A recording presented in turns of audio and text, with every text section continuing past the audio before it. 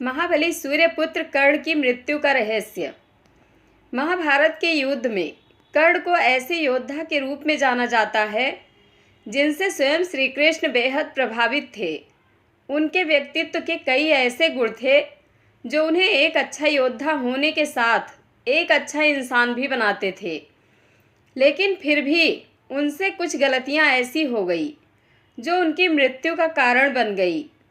दुशासन को जब भीम ने मारकर उसका रक्त पिया और द्रौपदी के केस उसके खून से धुलवाए तो दुर्योधन की आंखों में खून उतर आया।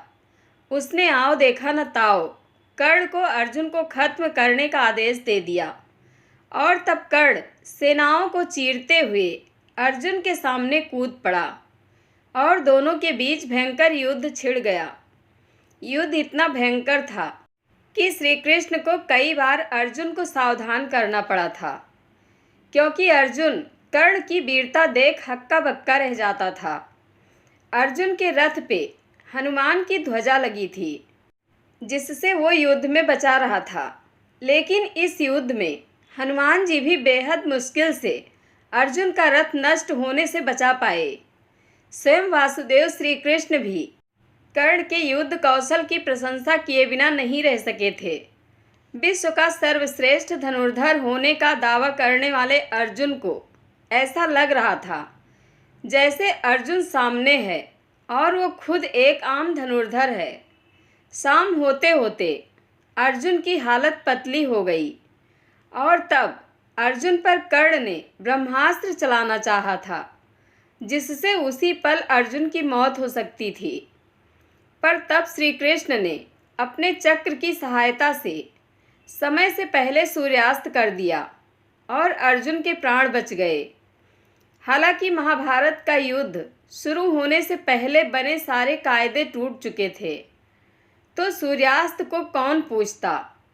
पर कर्ण अर्जुन को ईमानदारी से मारना चाहता था और अपनी श्रेष्ठता साबित करना चाहता था, इसलिए उसने रथ शिविर की तरफ मोड़ लिया।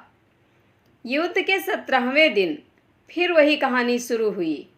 कर्ण ने अर्जुन पे ऐसे प्रहार किए कि वो अधमरा हो गया।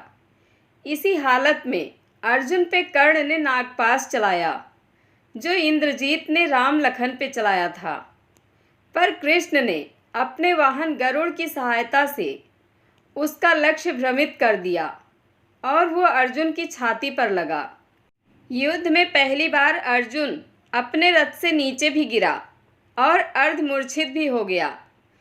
पर जिसके साथ स्वयं श्री कृष्ण होते हैं उसे भला कौन हरा सकता है। दुर्योधन ने युद्ध के लिए श्री कृष्ण की नारायणी सेना मांग ली थी, जबकि अर्जुन ने श्री कृष्ण को मांग लिया। तब भी कर्ण उसे आसानी से मार सकता था, पर फिर उसने ईमानदारी दिखाई। तब कर्ण को मिले तीनों श्राप एक साथ लगे थे। पहला श्राप गौ हत्या पर लगा कि जब वो सबसे ज़्यादा निसहाय अवस्था में होगा तभी उसकी मौत होगी। दूसरा, उसका रथ मिट्टी में धंस गया जो कि भूमि देवी के श्राप की वजह से हुआ था। और अर्जुन को रथ से नीचे गिरा देख वो अपने पहिए को निकालने रथ से उतरा, पर तब तक अर्जुन रथ पे चढ़ चुका था और कृष्ण के कहने पर बाण तान चुका था। तब भी कर्ण ने अपने अस्त्र चलाने चाहे, पर वो परशुराम के श्राप की वजह से वो भी भूल चुका था। तब कर्ण युद्ध के पूरे कायदों से युद्ध लड़ने के बदले अर्जुन ने उसे रथ से नीचे खड़े अपने रथ के पहिए को निकालने के प्रयास में निशस्त्र अवस्था में मार डाला। कर्ण ने परशुराम से झूठ कह के कि वो ब्राह्मण है दीक्षा ली। जब परशुराम को सत्य पता चला तो उन्होंने उसे समय पड़ने पर सारी विद्या भूलने का श्राप दिया था।